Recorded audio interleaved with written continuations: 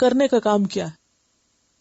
ان کے ساتھ تو معاملہ کرو عفو درگزر کا، اور دوسری طرف اپنے ساتھ کیا کرو، اس غیظ و غضب اور غصے کا مقابلہ کرنے کے لیے وَأَقِيمُوا الصَّلَاةَ، اللہ سے تعلق جوڑو، اللہ سے باتیں کرو، نماز قائم کرو.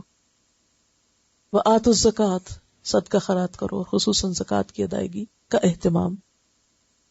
یعنی ایک طرف اللہ سے تعلق مضبوط کرو، کیونکہ نماز سے زیادہ انسان اللہ سے قریب کسی اور چیز سے نہیں ہو سکتا. وَاسْتَعِينُوا بِالصَّبْرِ وَالصَّلَاةِ، صبر اور نماز سے مدد لو. جب مخالفت ہو، کوئی کہے کل سے نہیں پڑھنے جانا یا چھوڑ دو یہ سب، تو کیا کریں گے؟ اس کو پلٹ کے جواب نہیں دیں گے، آپ کچھ نہیں کہیں گے اس کو برا بلا، کوئی لڑائی جھگڑا نہیں، معافی درگزر، اور ادھر آ جائے مصلی پر. اقیم الصلاۃ، اللہ سے مدد مانگو، اور ادھر سے اپنا پسندیدہ مال خرچ کریں، صدقہ خیرات کریں. وما تقدموا لانفسکم، اور اپنی ذات کے لیے جو بھی آگے بھیجو گے، یعنی صرف یہ 2 نیکیاں ہی نہیں، من خیرن، کوئی بھی نیکی. یعنی ہو سکتا ہے نماز نہ پڑھنی اس دن، زکوٰۃ ہو سکتا ہے دے چکے آپ، تو آپ کہیں اچھا میں نے نماز بھی پڑھ لی، زکوٰۃ پہ کام ختم. نہیں، وما تقدموا من خیرن، کوئی اچھا نیکی کا کام ہو سکتا کرو. یعنی مخالفت، الزام تراشی کا جواب کس صورت میں؟ اللہ کے سامنے رو کے، دعا کر کے، صدقہ خیرات کر کے، اور کوئی بھی اچھا نیکی کا کام کر کے. کیوں؟ تجدوہ عند اللہ، یہ سب تم اللہ کے یہاں پاؤ گے، صبر کا اجر بھی پاؤ گے، اور اس کے ساتھ ساتھ نماز، زکوٰۃ اور ہر نیکی کا صلہ اللہ کے یہاں محفوظ ہے. یہاں تھوڑی رہنا ہے دنیا میں، یہ سب تو ختم ہو جائے گا. جہاں جانا ہے وہاں کے لیے بہت کچھ تیار ہو جائے گا. ان اللہ بما تعملون بصیر، بے شک اللہ ساتھ اس کے جو تم عمل کرتے ہو دیکھنے والا ہے. جیسا کہ قرآن پاک کی اور آیتوں میں بھی آتا ہے، وَأَقِيمُوا الصَّلَاةَ وَآتُوا الزَّكَاةَ وَأَقْرِضُوا اللَّهَ قَرْضًا حَسَنًا وَمَا تُقَدِّمُوا لِأَنفُسِكُم مِّن خَيْرٍ تَجِدُوهُ عِندَ اللَّهِ هُوَ خَيْرًا وَأَعْظَمَ أَجْرًا وَاسْتَغْفِرُوا اللَّهَ إِنَّ اللَّهَ غَفُورٌ رَحِيمٌ. یعنی نماز، زکوٰۃ، نیکی کے کاموں کے ساتھ ساتھ دعا، استغفار، کثرت سے اپنے گناہوں کی بخشش، کیونکہ جو بھی تکلیف مصیبت انسان پہ آتی ہے وہ اس کے اپنے ہاتھوں کی کمائی سے آتی ہے. انسان کر کے غلطی بھول چکا ہوتا ہے، اور اللہ تعالیٰ کسی نہ کسی مشکل میں ڈال کے اسے یاد کرا دیتے ہیں کہ دیکھو غلطی تو نہیں کی تھی تم نے، استغفار کر لو، اور بہتر بناؤ اپنے کام کو، اور محنت کرو، اور اچھا کرو. وقالو، ایک اور طریقہ بہکانے کا. یہودی کہتے تھے صرف یہودی جنت میں جائیں گے، نصارہ کہتے تھے صرف نصرانی جنت میں جائیں گے، تو لہٰذا تم مسلمان نہ بنو، کیا بنو؟ یا یہودی بن جاؤ یا نصرانی بن جاؤ. ہر کوئی اپنے دین کی طرف بلا رہا ہے. وقالوا لن يدخل الجنة الا من كان هودا او نصارى، اور وہ کہتے ہیں ہرگز نہیں جائیں گے جنت میں مگر جو یہودی بنے یا عیسائی. فرمایا تلک امانیہم، یہ تو ان کی اپنی خواہشات ہیں، یہ تو ان کی تمنا ہے، یہ تو ان کے خیالات ہیں. قل ہاتوا برہانکم، ان سے کہو لاؤ اپنی دلیل، کوئی واضح بات لاؤ، کہاں لکھا ہے ان کنتم صادقین، اگر تم سچے ہو. سورۃ النساء آیت 123 میں آتا ہے، سورۃ النساء آیت 123، لیس بامانیکم ولا امانی اہل الکتاب من یعمل سوءا یجز بہ ولا یجد لہ من دون اللہ ولیا ولا نصیرا. انجام کار نہ تو تمہاری آرزوؤں پر ہے کہ تم جو چاہو گے ملے گا، اور نہ اہل کتاب کی آرزوؤں پر، جو بھی برا کرے گا اس کا پھل پائے گا، اور اللہ کے مقابلے میں اپنے لیے کوئی حامی و مددگار نہ پا سکے گا. اس کا کیا مطلب ہے؟ کہ نجات کا دار و مدار کسی خاص گروہ میں سے ہونے پر نہیں. اس کے لیے کیا چاہیے؟ ایمان کے ساتھ عمل صالح چاہیے. آج آپ دیکھیں مسلمانوں کے اندر ود ان مسلم جو گروہ بندیاں ہو گئی ہیں، ان میں سے بھی ہر گروہ کیا سمجھتا ہے؟ ہم ہی جنت میں جانے والے ہیں، ہم ہی ناجح، ہم ہی کامیاب ہیں، اور باقی سب جہنم میں جانے والے ہیں۔ اس لیے وہ کہتے ہیں ہماری طرف آ جاؤ تو نجات پاؤ گے۔ اسی لیے آپ دیکھیں آج کل کیا ہوتا ہے، کوئی شخص بےچارا مسلمان ہو جائے بھول کے تو ہر ایک اپنی طرف کھینچتا ہے، ہماری مسجد میں آ جاؤ، جو ہم سکھاتے ہیں وہ کرو تب جنت میں جاؤ گے، وہاں نہ جانا، ایک دوسرے کی کاٹ۔ یہاں بھی یہی حال تھا۔ اب آپ دیکھ رہے ہیں کہ یہ جتنے سارے سٹیپس آ رہے ہیں، ساری چالیں ہیں کس کام کے لیے؟ لوگوں کو دین سے پھیرنے کے لیے۔ یہ سارے ہتھ کنڈے ہیں ایک کے بعد ایک آیت کہ کسی طرح لوگ مسلمان نہ ہوں، محمد صلی اللہ علیہ وسلم کی پیروی نہ کریں، آپ کے پیچھے نہ جائیں، کیونکہ ان کو خطرہ تھا اگر یہ ہو گیا تو یہ ہم جو دین کے نام پر دنیا کما رہے تھے، یا دین کے نام پر ہم نے جو کاروبار سجائے ہوئے تھے، وہ سارے تو بہ جائیں گے۔ سمجھ گئے؟ یعنی اہل کتاب کیوں مخالفت کرتے تھے؟ کیوں نہیں لوگوں کو مسلمان بننے دینا چاہتے تھے؟ کیوں ہر ہتھ کنڈا اختیار کرتے تھے کہ لوگ اس سے ہٹ جائیں، یہ نہ کریں؟ کیونکہ ان کے اپنے مفادات پہ زد پڑتی تھی، کیونکہ انہوں نے دین کا نام لے کر ایسے ایسے کام شروع کر رکھے تھے کہ جس سے سراسر دنیا مقصود اور مطلوب تھی، آخرت نہیں تھی۔ یہ دین کا حلیہ بدل رکھا تھا، شکل بدل رکھی۔ اب ان کو فکر یہ تھی کہ خالص دین سامنے آ گیا تو کیا ہوگا؟ اگر ان کو حقیقت پتہ چل گئی تو ہم نے جو ان کو بے وقوف بنا رکھا ہے یہ ہمارے ہاتھ سے نکل جائیں گے، سارے لوگ ادھر چلے جائیں گے، پھر ہمارا کاروبار کیسے چمکے گا؟ مسلمانوں کی کامیابی میں انہیں کیا نظر آتا تھا؟ اپنا فیلئر۔ اسلام کی کامیابی میں انہیں کیا نظر آتا تھا؟ اپنی ناکامی۔ پھر ہمارا کیا بنے گا؟ پھر ہماری مجلسیں اور محفلیں اجڑ جائیں گی۔ ہر ایک نے اپنا دین کتنا رکھا ہوا ہے، جو اس کو سوٹ کرتا ہے، جتنا پورشن اس کو لینا ہے۔ اور اگر دین کھل کے سارا سامنے آ گیا، پوری کتاب لوگوں کو پتہ چل گئی، تو پھر تو ہماری حقیقت کھل جائے گی۔ تو بہتر ہے لوگ جاہل رہیں۔ اسی لیے انہوں نے اپنے عوام کو تورات کے قریب نہیں آنے دیا تھا۔ یہ صرف علماء کا کام ہے، عوام کا کام نہیں ہے اس کو پڑھیں۔ اور پھر آج عورتوں کا کام، عورتیں پڑھیں تو ہمارے ہاتھ سے نکل جائیں گی۔ وَقَالُوا لَن يَدْخُلَ الْجَنَّةَ إِلَّا مَنْ كَانَ هُودًا أَوْ نَصَارَىٰ، کہتے ہیں جنت میں نہیں جا سکتا کوئی مگر جب تک کوئی یہودی بنے یا عیسائی بنے، اس لیے تم مسلمان مت بنو۔ تِلْكَ أَمَانِيُّهُمْ، یہ محض ان کی خوش فہمیاں ہیں۔ امانی کا یہاں کیا ترجمہ کر سکتے ہیں آپ؟ یہ ان کی خوش فہمی ہے کہ وہ ایک خاص گروہ سے تعلق رکھتے ہیں، کرتے کراتے کچھ بھی نہیں تب بھی وہ جنت میں چلے جائیں گے۔ نہیں، قُلْ هَاتُوا بُرْهَانَكُمْ، لاؤ دلیل۔ اب یہ علم کا ایک اور ادب بھی ہے، ہمیشہ کس سے بات کرو؟ دلیل سے۔ کسی کے بھی آنکھیں بند کر کے پیچھے مت چلو، کبھی بھی دلیل سے بات کرو۔ اور جو لوگ دین صرف عقیدت کے لیے اختیار کیے ہوئے ہوں، یعنی دین کو دو طرح سے لوگ لیتے ہیں، ایک علم کی بنیاد پر اور ایک عقیدت کی بنیاد پر۔ تو ہماری اکثریت دین کو کس طرح لیے ہوئے؟ ہم اللہ سے کیوں محبت کرتے ہیں؟ عقیدت ہے، پہچان کوئی نہیں۔ قرآن سے کیوں محبت کرتے ہیں؟ عقیدت ہے، قرآن سے، حضور سے عقیدت ہے، ہمیں صحابہ سے عقیدت ہے، بس عقیدت کافی ہے۔ اب آپ دیکھیں کہ اس عقیدت میں چلو اگر اللہ رسول کتاب کی حد تک تھی تو کافی تھی، اب کیا ہوا؟ وہ عقیدت آگے بھی آنے لگ گئی، وہ ان کے بڑوں میں بھی آ گئی نا۔ اب ہمیں اپنے بڑے سے کیوں محبت ہے، یا ہم اپنے بڑے کی بات کیوں مانتے ہیں؟ ہم اپنے امام کی کیوں بات مان رہے ہیں؟ عقیدت، عقیدت کی وجہ سے، علم کی وجہ سے نہیں، عقیدت۔ میں اس کے پیچھے چل رہی ہوں آنکھیں بند کر کے، کیوں؟ عقیدت۔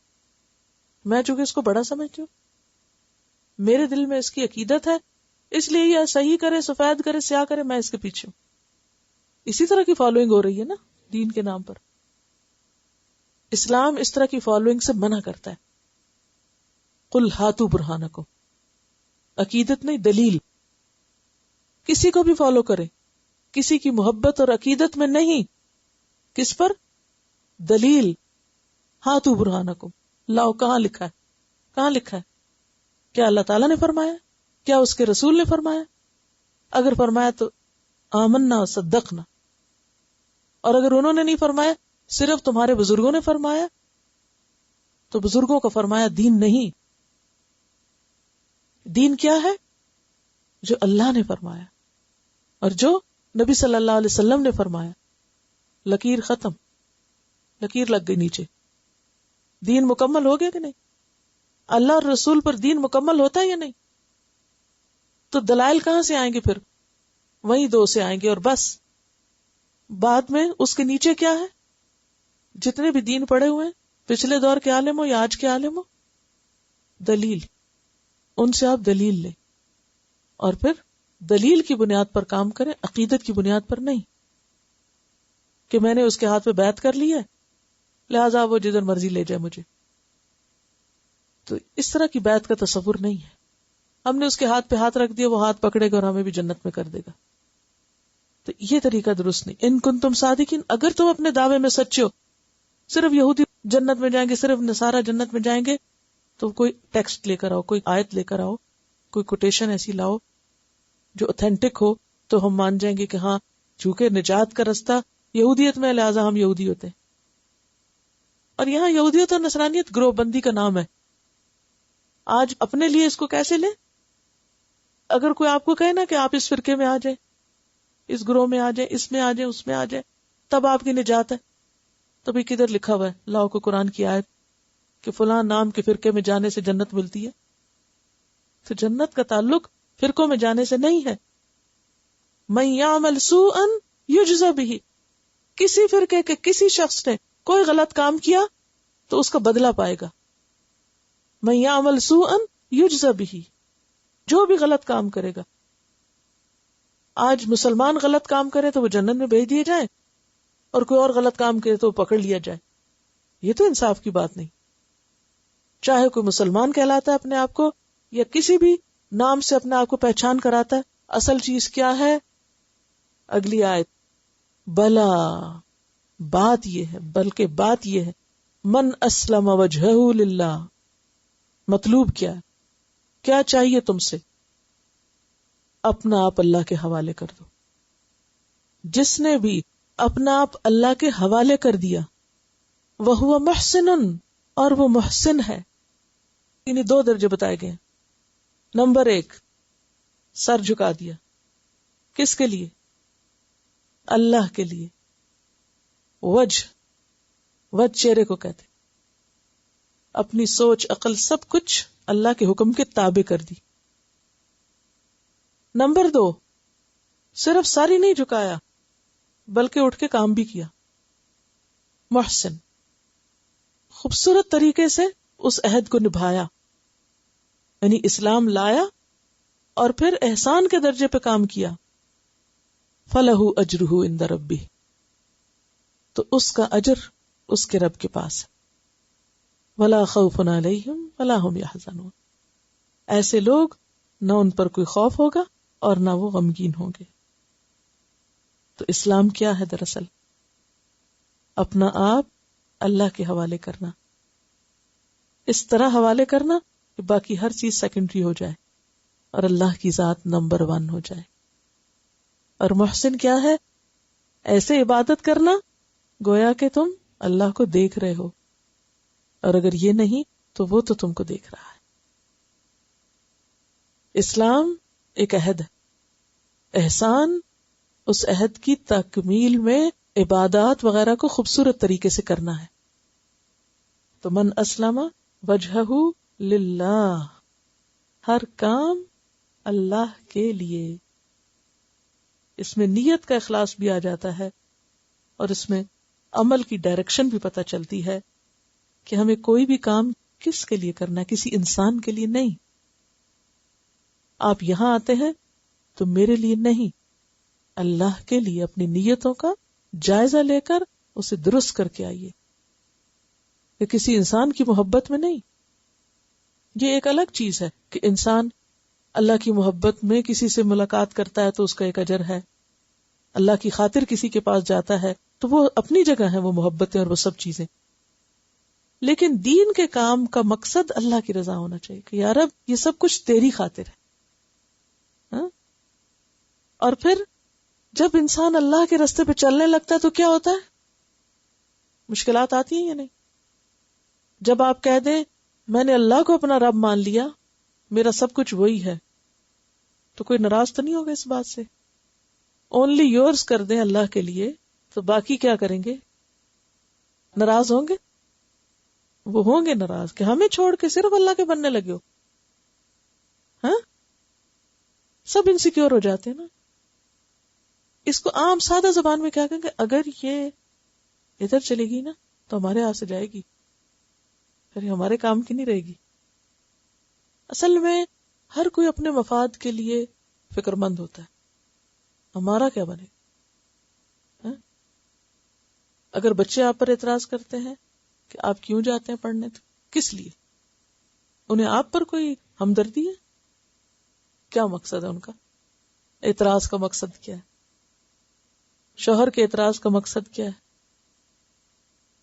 جی ہاں، ان کی مرضی میں کمی آتی.